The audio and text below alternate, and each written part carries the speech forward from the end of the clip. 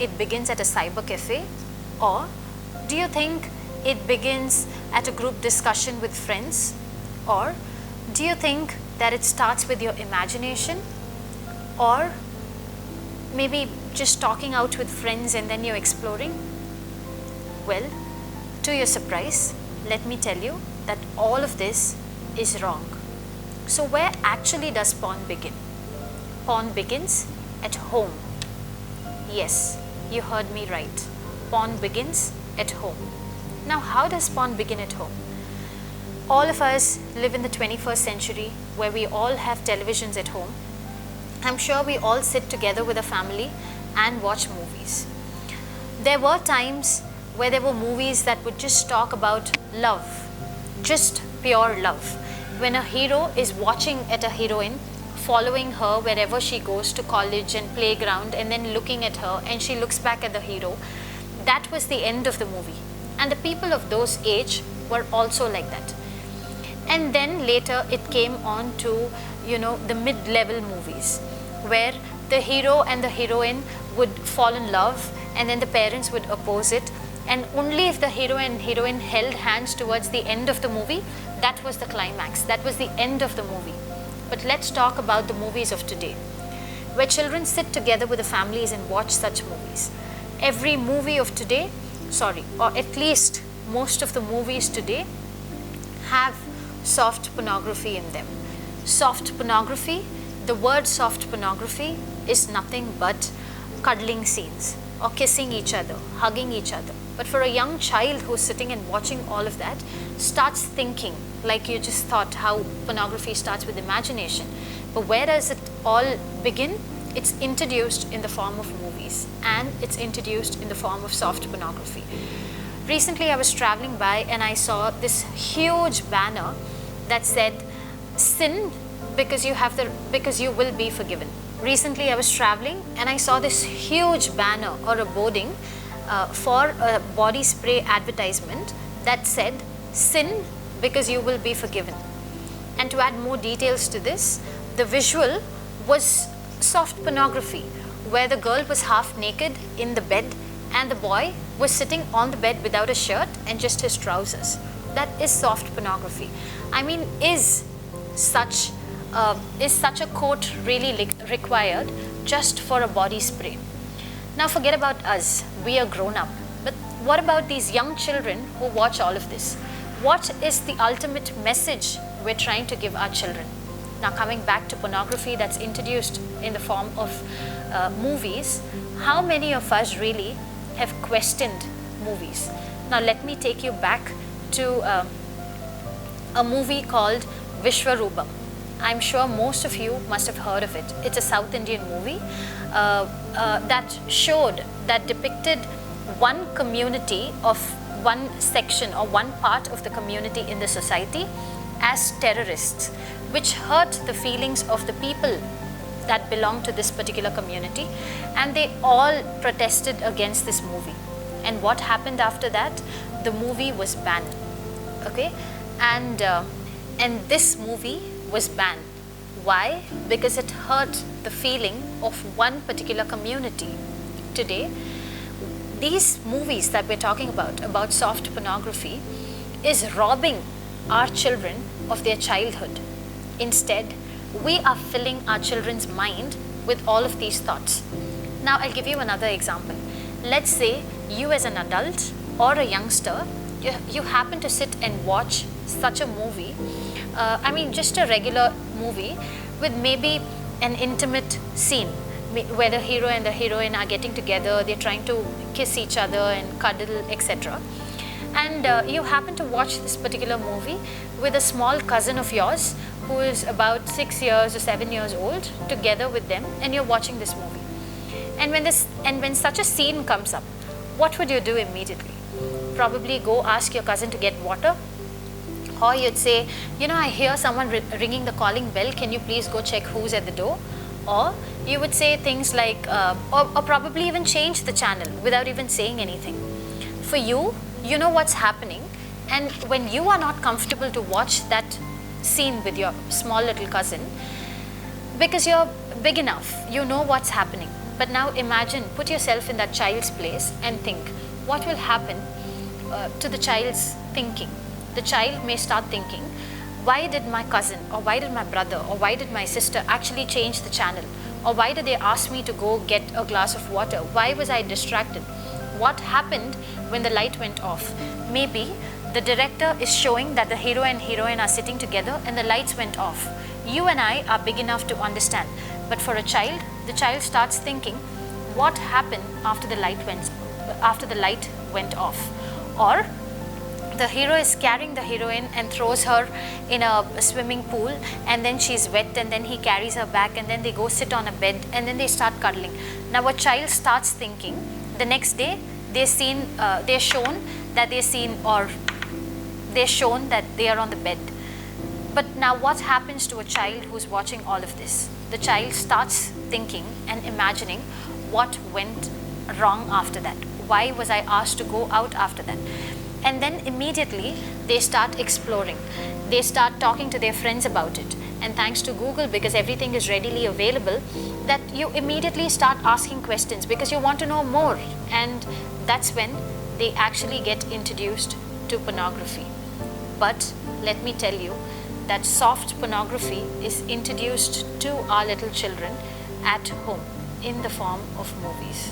Now, let me take you to more understanding of how porn can affect you as a human. Firstly, let me tell you that pornography is like a drug. Okay, have you watched people who drink and smoke or even take drugs for that matter?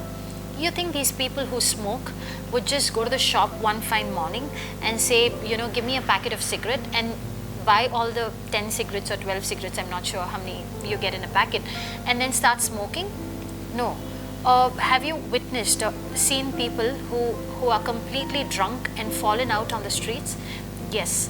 Do you think they would have just gone to the wine shop one day or the bar one day, got a whole big bottle of alcohol, drink, and then they fall out on the streets like that? No. It all has a beginning, right? And how do you think they start? They start with something very small, maybe with just one puff, and then they cough, and then they say, okay, I'm done with it. And then try again with another puff, and then another puff, and then probably 1 cigarette a day. And then it becomes to 2 cigarettes a day, and then goes on. Similarly with alcohol, right? They probably just start with wine, and then move on to beer, and then with a 30, and then a 60, and a 90, and then they have more than that, and say, I'm done with life. I want to give up on my family, my work and everything, and then just drink and then fall out on the streets. It's really sad. Similarly, pornography is also compared to a drug. It is not a drug, but it is compared to a drug. The person who has 1 full bottle of alcohol will not be happy or satisfied with just a very little alcohol, because he wants more than that 1 bottle. Similarly with pornography, it starts as soft pornography and then goes on to hard pornography, violent pornography, child pornography, and so on. Therefore, we compare pornography to a drug because you want more and more and more. The person who watches a whole lot of hard porn will not be happy or satisfied with soft pornography anymore, and therefore they want more and more and more, and hence get addicted to it. Secondly, pornography pollutes your body. We strongly believe that your eyes is the window of your body. Let's for example say there's a room here and then there's a window out there, and just outside of the window there's a whole lot of pollution, dust, smoke, etc., and somebody is burning some kind of a garbage. And when the window is open, the whole thing comes inside. Similarly, what your eyes watch is what your body tends to do, and then your whole body gets polluted. There are a whole lot of young people who've told me how they cannot have normal friendship with the opposite gender because they always tend to look at a girl in a wrong way, because that's how many naked girls they've probably seen their whole life. Pornography can lead to sexually transmitted diseases. Today in India, we just talk about HIV and AIDS, but there are many, many more serious sexually transmitted diseases where I can't even pronounce certain names, but with some names where you cannot have, or you won't have the capacity to give birth to a child after that, because of the number of times a person masturbates, or it leads to sexually transmitted diseases. I'm going to share more statistics with you on this. Pornography can also spoil relationships. Like I just told you, there are many students who come to me and say, I cannot look at a girl's face anymore and talk to her because I tend to look at her in a bad way. Likewise, there are many girls who come to me and say, even if I wear a dupatta, there are boys who look at me, and it makes me feel very bad. I don't feel comfortable to stand in front of them. It spoils relationships. There are many parents who would come to me and complain and just seek for help and advice, saying, my child locks himself or locks herself up in the room. They do not want to talk to anyone. They do not want to talk to friends, socialize with even family for that matter. They don't come to have family meals together. Why? Because they're all the time sitting with their phone. And what are they doing with their phone? The parents are not aware. But what people are doing with their phones is something that you will have to think about. Another thing that pornography can do is lead to divorce. Now you may be wondering how pornography can lead to divorce. Let me illustrate this. Okay. Now I have a small piece of paper with me, but let's imagine this is a picture. It has a picture of my favorite star or someone a famous personality that I like. For example, for me, it's Michael Jackson. You can think of your famous personality. And let's say this is a picture of Michael Jackson and I love him so much. So I take the picture of Michael Jackson and then I put it on the wall outside there. You put it outside the wall there. And then your mom comes running to you, your mother comes running to you and says, hey, listen, wait, you can't have the picture of Michael Jackson here right in front of the wall. What will people think? And she asks you to remove it. So you happen to remove it. And then you go and put it on the screen behind. And then another relative comes to you and says, hey, no, not in front of the screen. Maybe, I want the curtain back. I'm taking it, so you can't have it there. So you happen to remove it. And then you put it on the window and somebody else says something. And then you put it on, maybe the whiteboard there. And then somebody else says something. And then finally, after changing it from one place to another, you take it and then put it in your room, in your cupboard, in a place where no one is going to question you. Now think and tell me, for how long do you think will the picture of Michael Jackson or the picture of your favorite celebrity stick there? Well, did you just think it'll stick there for 10 minutes or an hour, or until my mind changes and I don't like Michael Jackson anymore and I move it? No, the picture will stick only for a few seconds or a few minutes and then automatically fall off. You're wondering how and why? Because the man who designed this poster and the glue designed it to be stuck in one place and it will stick there forever. But unfortunately, what we happen to do is we happen to put it in one place, and when we removed it from that one place, half the glue is already gone on the wall, but instead there's paint on the poster. And when I put it on the window, there's dust, there's dirt. And then finally, when I put it in the place where no one's going to question me, the glue is fully gone, right? Similarly, the God who created you also created your eyes for one lifetime lover, where you can have ultimate romance with that one person.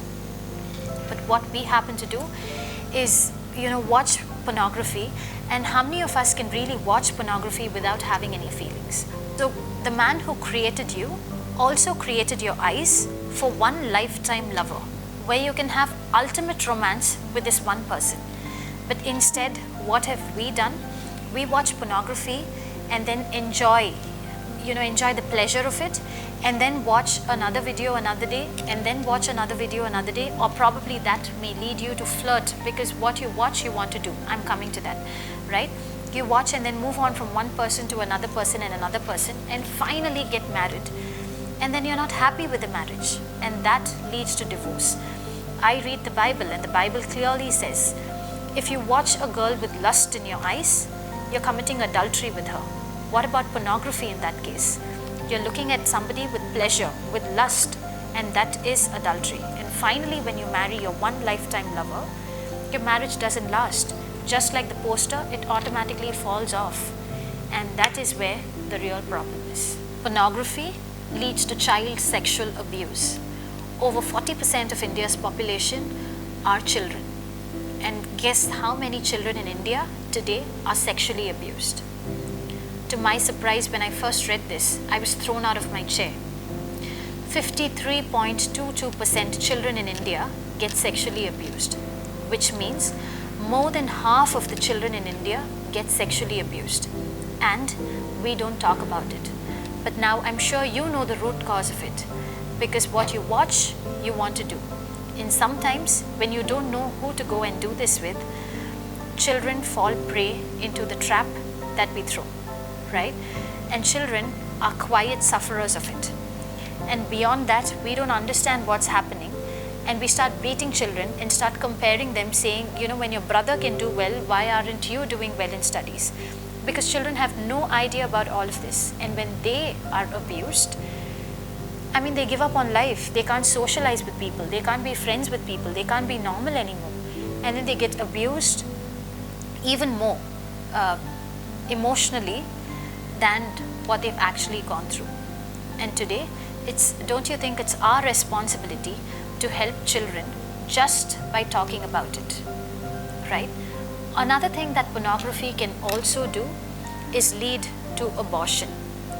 How many of them you think can honestly walk up to a girl, or do you think a girl can walk up to a boy and say, hey, listen, wait, I've watched pornography and can I do this with you?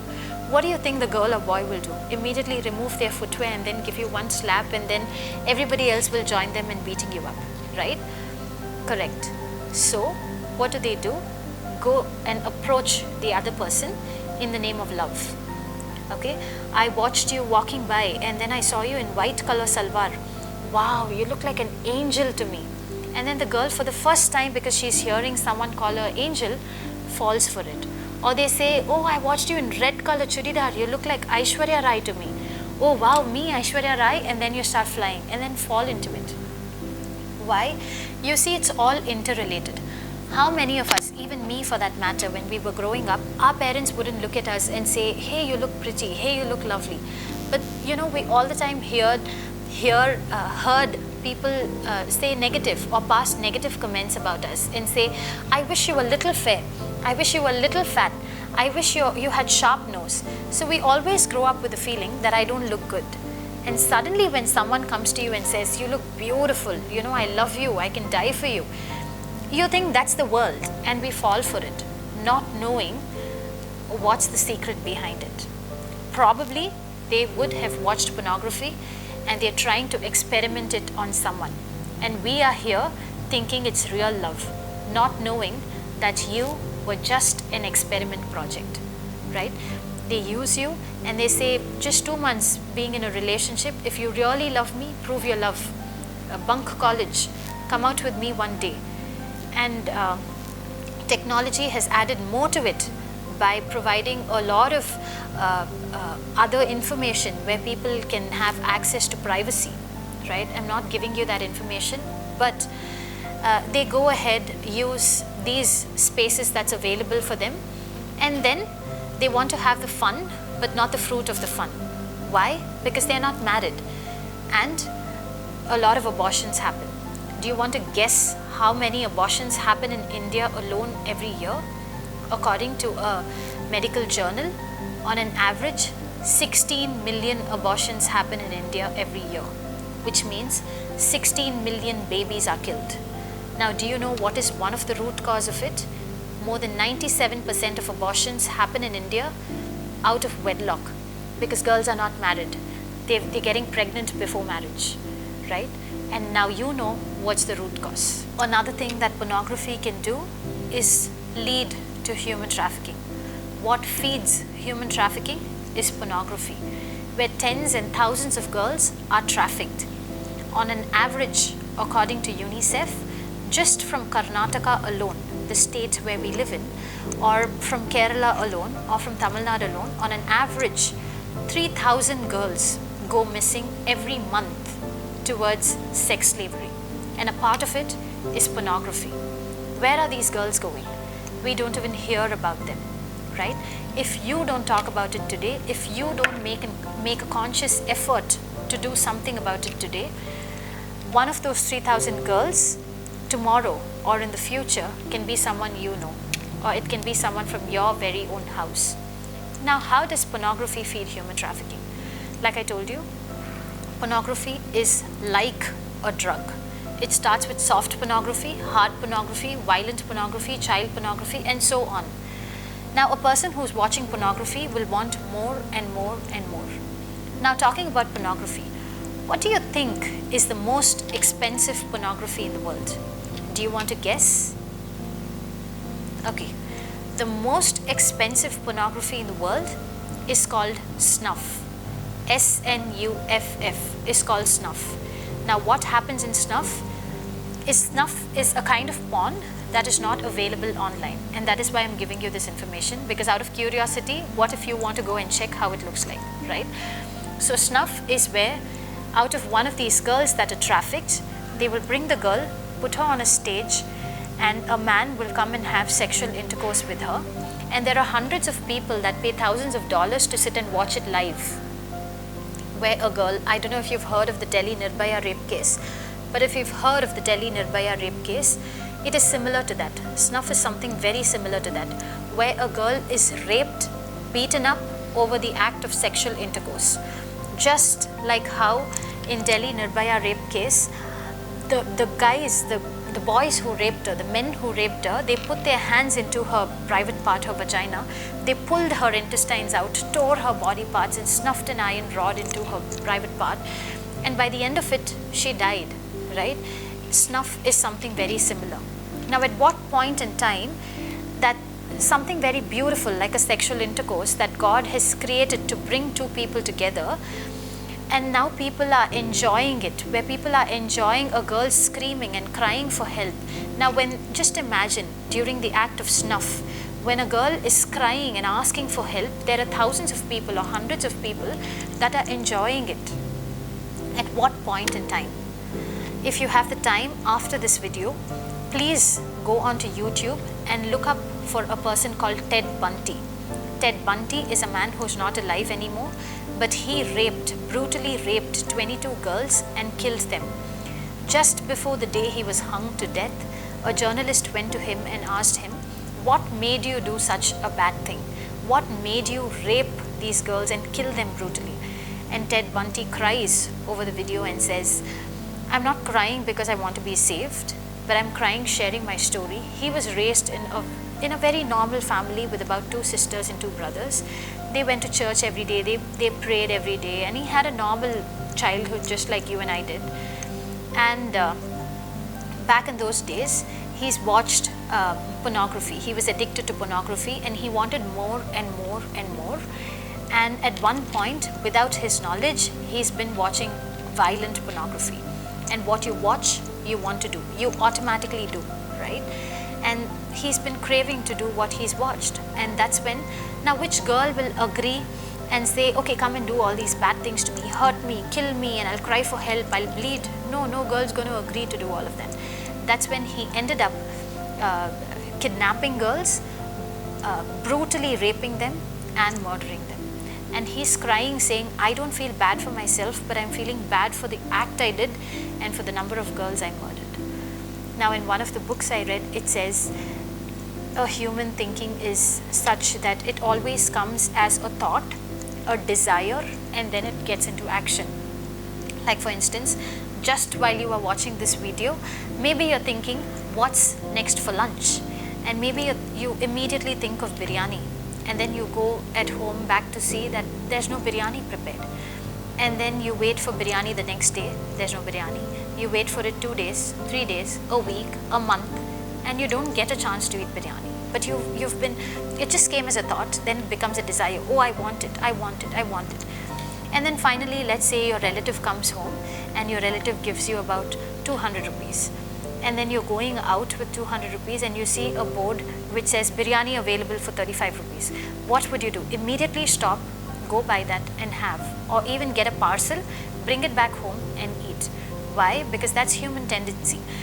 It comes as a thought, it begins as a thought, desire, and then action. Similarly with pornography, it's introduced in your house to you in the form of soft pornography, goes on to becoming a desire, you want more and more and more, and then action. There was a research that was done in the whole of South India, and what came out of the research is that 13 lakh rape videos are viewed every day just in South India by the youths. Yes, you heard me right. 13 lakh rape videos are viewed just in South India every day by the youths. 52% of the boys who watched soft pornography ended up watching hard pornography, they said. 85% of the boys said that watching pornography leads them to do a sexual activity, okay, which could also be a rape, right? During their PUC and degree time, those 36% of male students who watch rape will see at least 4,900 rapes on their mobiles or their digital device. 4,900 rapes they get to view. 69% of students said that watching rape gives them the desire to actually do a rape, okay? Even if only 10% of them, out of 69%, only if 10% of them act on this desire, this means that we as a society are training 64,000 new rapists a year in South India through internet rape porn, okay? We can no longer deny the link between watching rape and through porn, and we are reaping an ever increasing harvest of violent rape and abuse in India. We can no longer deny the link between watching rape through porn and reaping an ever increasing harvest of violent rape and abuse in India. The reason why the level of violence in the rapes is increasing and the average age of the rapist is decreasing is obvious, right? The whole business world knows that what you see in your TV ad changes your choices and affects what you purchase. Therefore, don't you think porn advertises rape? What can we do about it?